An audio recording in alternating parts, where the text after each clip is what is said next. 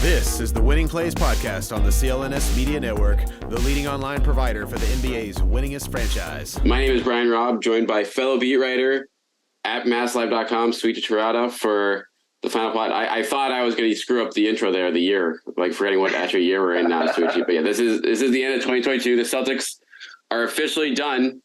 They will head into the new year with riding a 4-game winning streak after, I'd say, one of their most impressive wins of the year over the Clippers on Thursday night at the TD Garden. And it kind of wraps up a pretty interesting month for them where, they had their first bit of turmoil all year. And they've kind of managed to right the ship here at the end of the homestand, a record-long 7-game homestand, and very long. Kind of reassert themselves at the top of the Eastern Conference here. Where do you put this Clippers win in the pantheon of 2022 regular season wins right now for them? Is this one of the even against the Bucks? I feel like the Bucks didn't have Middleton on Christmas, so this is like the full strength thing. Kind of stuck out to me here. Yeah. So one thing about the Clippers win that I thought was really impressive, and they showed this too in the Minnesota game. They shot under 30%, I believe, from three and still won. Still put up 116 points. And I thought that was the most important part of the victory and why it made it so impressive, because Joe Mazzulla, pre-corneal abrasions, getting hit in the pickup game space. I heard, I'll tell you offline, I heard who it was that hit him, which was actually pretty funny. But Joe mentioned that, like, the Celtics needed to find different ways to win, and I thought they were able to do that against the Clippers. They were able to do that against the Timberwolves because, like you said, the Bucks win was plenty impressive, putting up 139 points on the Bucks no matter what. Like, still impressive. But they shot really well from three, and that really helped them. It was kind of the numbers helping them out eventually in the sense that they were shooting so poorly. Then they had one game where they shot well against the Bucks, but against the Clippers, I remember the stat for me was the Clippers shot 7 for 11 from three in the third quarter when they put up 36 points. And that allowed them to get back into the game. But the Celtics, they still grinded out the win. Jayson and Jalen did not have their best games. Like, Jayson even talked after the game. I think he shot 10 for 26 or whatever it was. Jalen, pretty good in the fourth quarter, but overall, kind of so-so at times. But it was a depth coming up. So I thought it was kind of the good things about the Celtics in terms of how their roster is constructed, in terms of how deep they are. You had a Marcus Smart with another 9 assist game. Derek White had 15 points, I believe. Grant had 10 rebounds in that big 3 late in the game, even though that was the only made shot. I thought it was a good of the Celtics in terms of they didn't need to in B-Rob, like you mentioned, I wrote about this in takeaways. The Clippers and the Celtics are very similar in terms of they have 2 wing stars, some of the best players in the league, but they have a bunch of depth. And so I thought that was a good way to close out 2022. The Celtics and Clippers always play weird games. I think they got swept by the Clippers last year, got blown out earlier this month. So I thought that was a nice way for the Celtics to really cap off this very successful 2022 calendar year and go on a 4-game win streak here. Yeah. And to your point about the Clippers, I still feel like they're definitely they have a trade or two to make right now too, because they clearly need a legitimate backup center based on what, teams, not every team is going to have Rob Williams coming off the bench like the Celtics do, but that's a clear need for certain matchups for them. And they have, 1,000 different guys. Robert Covington is making $12 million a year and isn't even playing for them right now. So that will happen for them. But yeah, you look at terms of talent wise, who is the best in the Western Conference, top to bottom right now. It's this, if Kawhi Leonard looks like he does, this roster has a pretty good case for it. Mm-hmm. Yeah, and selfishly speaking, B-Rob, we were talking about a little bit of travel off screen. I wouldn't mind a LA Boston finals if the Celtics can make it that far. Yeah. So, it'll be a long play like I saw last year, but LA has a lot to offer, so I would selfishly not mind that personally. So yeah, that'd be fun. Even though the I think our odds are pretty much down to one team based on what the Lakers have looked like through the first 30 games of the year here. But I think when you look at the whole scope of the month though right now, I want to look back a little big picture now. I think the biggest story or the most intriguing development with this team right now beyond Joe Mazzulla being, taken out by friendly fire in pickup games is the center situation and Rob Williams situation. And the choices that they have here, as he clearly has run into form during the last, I think, week here overall. I think he's had a great week. He's shooting probably closer to 75-80% of the year. The offensive rebound, yeah. 8.8. I'm underrating him right now. And so, the minutes are obviously, they're up to a point now where he can handle, not what he was playing last year, which I think is pretty important part of the discussion here of, playing Rob Williams 30 minutes a night, bad idea. Just in general, like, no matter if he's totally healthy, like, not going to do it. But he clearly wants to start. That's not happening to this point because depth-wise, rotation-wise, it probably makes more sense for him to come off the bench for at least a time here right now. Where do you stand on this? Like, short-term, long-term, do you think they'll eventually get back to him in the starting five? Do you think they should, or maybe keep it as a strategic play, being like, all right, we'll just use this in the playoffs when we actually need it, and in the meantime, we'll just keep everyone's minutes down and play 48 minutes a night with Al Horford and Rob Williams at the center spot, which is clearly a possibility too.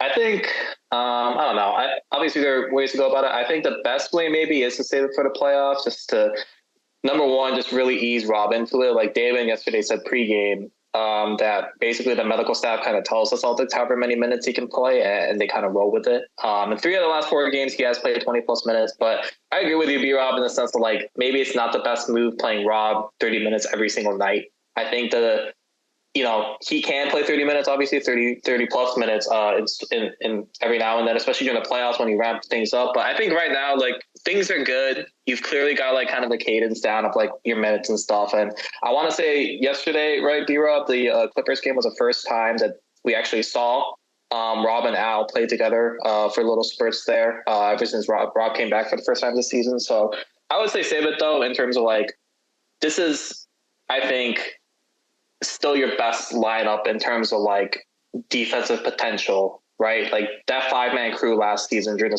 as starters, like, they were just, the net rating numbers were just ridiculous, especially that second half of the season. So I think you can save it, maybe wrap up a little bit at the end of the regular season, but, like, for all of the Celtics struggles this season, like, you still have the number 1 record in the league, the number 1 net rating in the league, the number 1 offense in the league. The defensive rating has kind of stabilized a little bit to number 7. So I think you kind of tinker with that the rest of the way. But that's right. That's the luxury that the Celtics have. Remember last season, they started 18-21. They were desperate the rest of the way. Whereas now you have a little bit of a cushion in terms of the record. Like, you still want to win games, still want to secure the number 1 seed, but you have that wiggle room. But I think saving it for the playoffs might be, personally, the best move, just because, like you said, B-Rob, like, you don't want Rob to play those starter 11 minutes, and I don't think they will, but keeping him fresh, keeping it, maybe even 25 minutes a night or so, very manageable, very easy for Rob, and I think you kind of unlock other parts of the roster in terms of maybe not necessarily Luke Cornett, but maybe you play Grant a little bit more based off of matchups. Maybe you play Al, keep him fresh the rest of the way too. So the nice thing though is, a Luke Cornett gives you another luxury piece in terms of, like, hey, it's a back-to-back and Al's not playing, or, it's your third game in 4 nights, and you don't want to play Al, 35 plus minutes. Like, you can play Luke Cornett a little bit more, or based off of matchup, play Grant a little bit more. So I guess, that's the beauty of this roster. Like, you have options, and I just don't think you need to necessarily push Rob back into action, back in the starting lineup immediately, just because they do have an experience from last year as well. Yeah, and you can hear Luke Cornett and Blake Griffin kind of banging the desk in the background because they know this development beyond the back-to-backs now. This is, if those 2 guys start together, then one of those guys has a chance to play, I think, in terms of coming off the bench for a sporadic mix. But if you're playing Al and Rob 40 minutes a night, like, those guys are just not going to split the floor, sniff the floor unless there's some kind of injury there. And it was a fun run with Cornett and Blake. They both had their moments in the first 20, 30 games. And Noah Vonleh. Remember the season opener? Right, the season, exactly. Exactly. Yeah, I forgot about that. First guy off the bench. But now, those guys didn't come crashing on earth, but you saw during the team struggles in the middle of the month, you kind of saw the limitations there. And now, when you have all this guard depth, you have Grant Williams, you want to play smaller anyway most of the game, just based on what Mazzulla's offensive style is, which clearly is paying dividends. This is a great way to do it. And also a great way to keep the minutes down for these guys. But I think honestly, no matter what you choose here, the priority still has to be Al Horford's playing under 30 minutes a game. Mm-hmm. Rob Williams playing under 25 minutes a game in the long run. And you get to that number a lot easier if if Rob Williams is coming off the bench, probably. Yeah. And one thing that I have found something kind of interesting in the past, however many games is, you kind of have like a Jayson or a Marcus matched up against a team center. Like we saw that against Zubac last time for a little bit in the first half. So Celtics are clearly tinkering with some stuff. Like, Al's still on the floor, for instance, and he's not necessarily matched up against the center. So they're still tinkering with stuff in terms of all the switching. Maybe it'll be like a pre-switch motion where Al does end up on the big man or something. So just something to keep an eye on, I think, where I think this team is still trying to find a little bit of its defensive identity, Rob, like especially to start the year. Obviously that has picked up a little bit, but now that I think the thing that people were most interested in when Rob came back was how the offense fit. But personally, I was kind of like, how do you fold Rob back into this mix? How is he part of that defensive identity? Just because, it's great to have the number one offense in the league shooting however many percent from three, right? And when things are good, things are good. But I think come the playoffs, Marcus Smart has said this multiple times, like the Celtics need to lean on that defense. And I think that's where they're still trying to kind of tinker with things and kind of find that next level like they were last season when they were just blowing everybody out because that defense was so good. Yeah, defense is up to 8th overall in the league right now after a pretty slow start of the gate there. So that is for all the ups and downs that were in December, like the defense has been consistently there. And now you add, you're adding some, obviously a pretty big boost to it with Rob with the minutes, but like the tinkering in terms of the coverages is going to be something that when you're not that they're going to be able to go on cruise control for the second half of the season, but they'll obviously just be building up. They're building up to what matters the most here. And so getting the top seed is a part of that, but they can experiment and win a lot of games still, which I think we're going to be, seeing in the weeks and months to come here. Rest of the rotation right now, Souichi, where do you want to go here? We got the Sam Hauser situation where it's been kind of I don't know if we jinxed him on this podcast talking about him so much in the last, the first month and a half of the season, but he's coming back down to earth a little bit. Grant Williams, I think, has still been pretty consistently there. And then we know Rob's in place, Malcolm Brogdon, who didn't play against the Clippers Thursday night, but you have the case here to go. You can go 9 deep and 10 if you want to get creative on certain nights with Payton Pritchard here. But what do you see out of Hauser right now? Is just like a extended slump? Is he going to be in danger of falling out of the rotation at some point if this keeps up, or do you think that they keep riding with him here through the ups and downs of the shooting? I mean, if you're shooting a lot, like 25-30% from three, I think you're going to fall out of the rotation eventually. But B-Rob, the number one, or not the number one thing, the number one thing is going to be shooting no matter what. But the thing I've kind of been surprised by Hauser is he does a lot of the little things pretty well, I think. Like he'll come up for rebounds eventually. Like he'll make like plays, like I remember I asked Jayson earlier this season, I forgot what game it was, but I asked Jayson, like, what was it like playing with that U plus bench lineup? And he singled out Sam Hauser for like half his answer. He was like, dude, there was this one play where he had a designated handoff and he gave it to Luke and all these things. And he was like, that's playing basketball. It's not just you being a spot-up shooter, right? So I think that's why you're still seeing minutes with him. I think if Sam was truly he is a very one-dimensional player, but I think he has a little bit more to give in the little parts of the game where, he's not necessarily where if he's not necessarily just hitting from three, but at least he tries on defense. He's going to get hunted a lot, but he showed me a little bit more that I think, you would expect from a guy like him who has his reputation as just a 3-point shooter. But I think he just, I just think it's a slump. I think it happens. I don't think this podcast jinxed him though, just because the way he was playing, I think everybody was talking about him. So it was well-deserved praise, but I think it's well-deserved kind of the criticisms now, but it's pretty much he just has to shoot his way out of it, I think. I am curious to, we haven't talked to Sam that much. I am curious to hear what his psyche is in terms of his confidence level. Like something like Payton Pritchard, I think kind of you can tell this dude will just jack up shots no matter what because he's decently sure of himself, even though he'll say he was super confident, but you could tell the confidence was sometimes up and down. So I'm curious to see what what Sam's is particularly. But overall, I think the reason he's getting minutes is just because he's not, even though he's not necessarily hitting the threes, at least he's doing the little things to help out his game, to not, automatically be like, okay, you're not hitting your threes, you're automatically out. So, yeah, I think that's a really good point. And he's still, this is how far he shot 28% in December. He's still at 41% from the year. So it's like, okay, he's having a brutal month, but yeah, that's how well he started, where he's still an elite 3-point shooter for the season, despite having a miserable month for him. But you're right, defensively, he's held his own, and defenses are still respecting him from a spacing standpoint. So that even if the shots aren't going in, like that matters just as much as anything as your point with like talking to Jayson about it there. So it's like, he might as well, he's young enough where you're going to have to ride this out. And they don't have a good alternative, I think, on the bench to go to right now. I mean, they're not going to throw Justin Jackson out there. Ultimately, this might be an area where they address it with a trade in the next, just to give a veteran alternative there. Like, maybe someone more defensive minded or something like that, if to throw out there if Hauser doesn't have it going in, the playoffs. But I think until now, they're making the right call here and just, give him his minutes. And if he doesn't have a certain night, you can, bench him in the second half, which has happened a couple of times.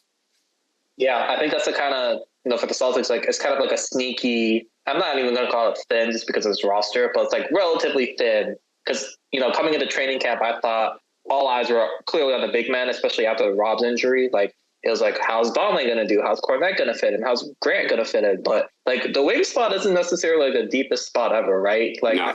So if you do make a trade, I think that's where it is. Like, that's why Justin Jackson has a roster spot currently. It's because that wing spot has been, not I'll say, like, you can play with the minutes and everything, but it's not necessarily the deepest spot. So I think it is partly a necessity. I think it's partly because you do want to, like, Celtics go small so often, especially at the beginning of the year when Robb was out. But now it's kind of tinkering with things. So overall, though, I think you just kind of let him shoot it out. Maybe the new year will help him out. Like you said, he's not very old. So, and you got him for a few more guaranteed years. And if he can't hit 40% from three, like, you'll take that, You really will. And keep an eye on, like, Justin Jackson. You brought up Vonleh too at the end of the bench. Like, those guys are on non-guaranteed deals right now, which they guarantee for the year in the middle of January coming up here. So if the Celtics, I can see the Celtics keeping them on and, moving them elsewhere. But if the Celtics have an idea of being like, oh, we kind of like a trade, or that's an area we know we want to upgrade, whether it's a trade or the buyout market, then I think those guys maybe rent, not buy in Boston. I mean, they probably are running right now, regardless. but that's an area, especially Vonleh now too, with like Robb back, like the big situation. They're very, very deep there, so they really don't need. You don't need the six big off the bench when you're only playing three in the rotation period right now. So that's an area where I feel like both those spots will be something to watch going forward here. Who out of the backcourt right now? I feel like, Derek White is getting, understandably a lot of appreciation based on his run the last few games here. But to me, I feel like Marcus Smart's point guard stretch right now, just this whole season is, as we know, he had a nice run last year, but now he's doing the passing too, and the shooting is, I feel like, much more consistently efficient. We sit together at Game Souichi, and many a times I'd give you an elbow or just look at you when Smart takes like 3 or 4 bad shots. Those moments are fewer and far between this year. And I think that's a credit to like what he's, kind of put together here. I 100% agree, B-Rob. It's like noticeable how many, it didn't necessarily happen last game because he did put up 7 threes in back-to-back games, but against Milwaukee specifically, like, he only took 4 shots, none of them 3-pointers, like, and he's putting up like huge assist numbers. Like, I'll read them off, like, starting with the Clippers game, like 9, 6, 8, 10, 7, 8, 6. Like, he's averaging 7 assists, for the month of December, for 7.4 assists for the entire season. Like, you've got to give him props in terms of like the soft selection is a lot better. Like, he's Marcus Smart, so will he occasionally have like a bad 3-point every few games, like, yeah, but it's not nearly as frequent as you mentioned, right? Like, especially during clutch time. Like, I don't know how many times last year, like, especially at the beginning of the year, you were like, I don't know about that shot. It would be like a Marcus 3 with like a minute remaining in the game or something like that. So overall, like, looking at his game log, B-Rob, I think the thing that nobody really, just flew under my radar too, Marcus Smart shot 43.8% from three on 4.6 attempts in November, which is kind of shocking in some ways. But overall, he's 34.5 from three this season, which is not like hot or anything, but it's efficient enough. So overall, though, like, I've just been very impressed with his maturity the past few games. Maybe it's because he got engaged on Christmas. Who knows? But Will Smith assists. Can we talk about that for a second? Like, I need to know the Will Smith connection there, because to get Will Smith to do that for you in Antarctica, like, that's a pretty big one. I don't know the connection. I asked him about a shoot around the other day. The only thing I can add to that is that the social media thing, the Twitter thing, like, that was not his idea. It was his social media guy's idea. Yeah. So it was just like, it was very much so like, I was like, oh, I could see Marcus doing this, but apparently it was like, he didn't even know about it until like people were texting him after the fact. So I don't know the Will Smith connection. Maybe somebody should, like I said, I asked him about it. He didn't really like go into it. He's a big fan, I guess, but that's good for him, man. That's awesome.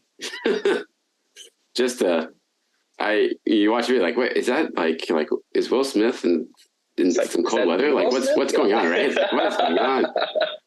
But yeah, what a pull! What a week for Marcus. 4 wins and an engagement, and arguably probably playing the best basketball of his career.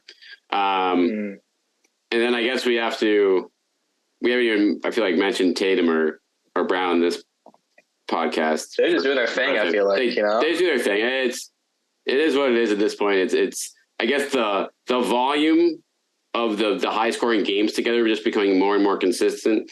That's just scary as hell for them, because that was like the final frontier, I feel like, for them in the last from this year next. Of like, if they playing off each other better than ever is just nightmare fuel for the rest of the NBA here, because the efficiency is not going anywhere, and honestly, their 3-point shooting hasn't been even above average. So if they're combining for 58 points a game while shooting below average from three, it's like, that's a big time yikes if you're trying to defend this team.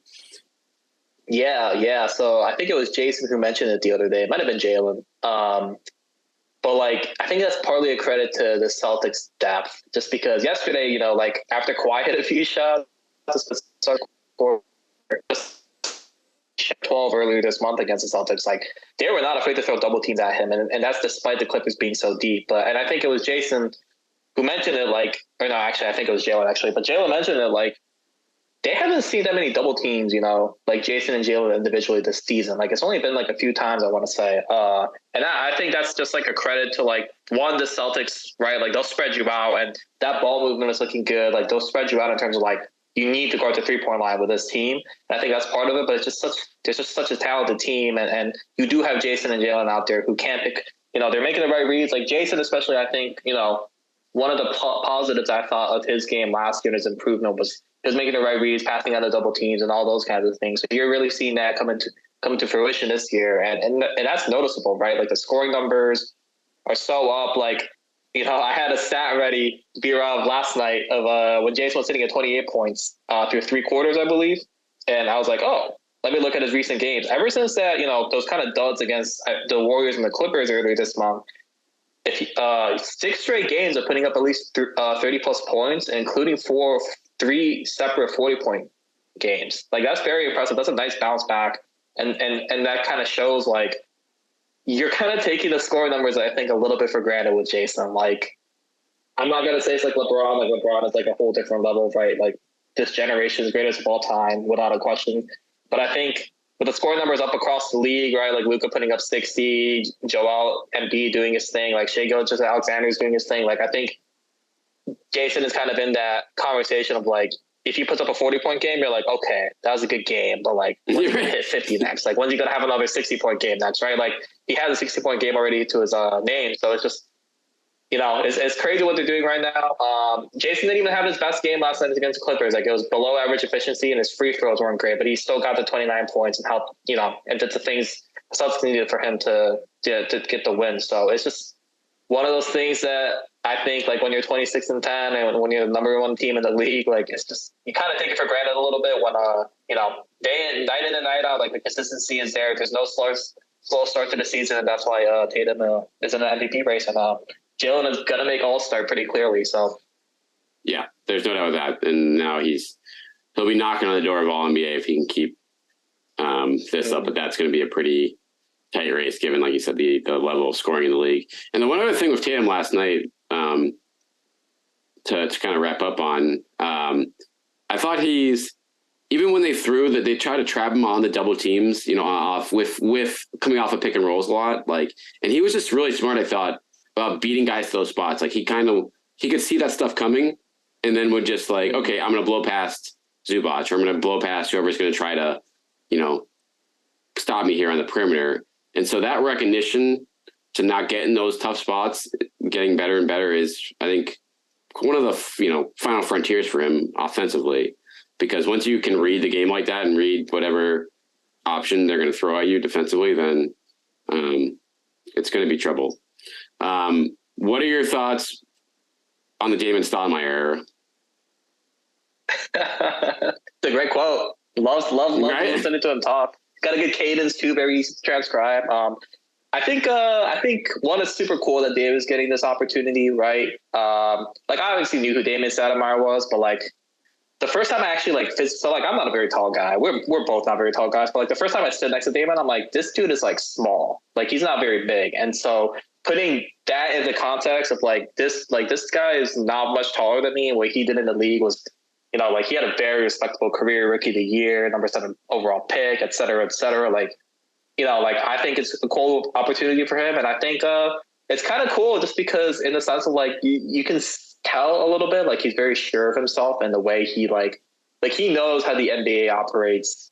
He's a well-respected veteran. He's, before the Celtics, like, more than a decade ago, he coached with the Grizzlies. Like, he knows how this league works out and everything. So you can tell there's, like, a little bit of, like a confidence, like a assurance that he knows what he's doing. And I think that, it's only been 2 games, and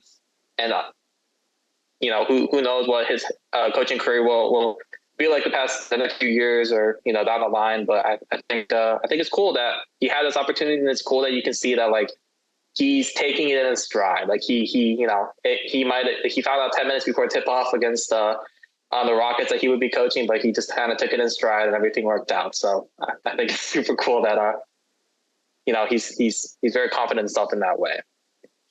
There's a lot of love for him out in Portland still, based off of the stories you read in the last 2 days. It's but no, and it's cool, for a guy like that who clearly wants to be a head coach someday. Imagine, like, you have a couple things on your resume, and this was a good, like, I wrote about it on Thursday night. Like, he made some good decisions, like line decisions in that win, which is, that stuff that against a good team like the Clippers, like, you can, when you're in an interview down the road, it's like, hey, watch that. Like, I know what I'm doing out here. So probably going to be his last wins. Hopefully, knock on wood, Joe Mazzulla doesn't run into any more trouble here in the next 50 plus games on the basketball court. But that's a fun game. It's a great story. That was a great thing for the middle of the year. Like, let's get an interim coach for a couple games just to mix things up. Yeah. In the middle of December here. So we'll take that from a content perspective. All right, that's gonna do it here at the Winning Plays Pod for 2022. Thank you guys all for listening. Thanks to frequent co-host Souichi Terada for hopping on again. Make sure you're following him on Twitter at Souichi Terada, Souichi Terada, on Twitter there. As if you're not, we should be already if you are listening to this pod for the year, but make sure you get him on that for his C's take, for his Michigan State takes, and no more Japan soccer takes, unfortunately, but those will come back. Oh yeah, good time. Eventually, 2026. We're looking forward to the World Cup here. Exactly. It'll be in person. Hopefully on the East Coast. Yeah. All right. We'll be back with you guys in the new year. Rate, review, subscribe. Again, thanks as always for listening. It was a really awesome year from a listener perspective for us at the pod, thanks to team success and thanks to you guys. So thanks to that, and we will talk to you guys in 2023.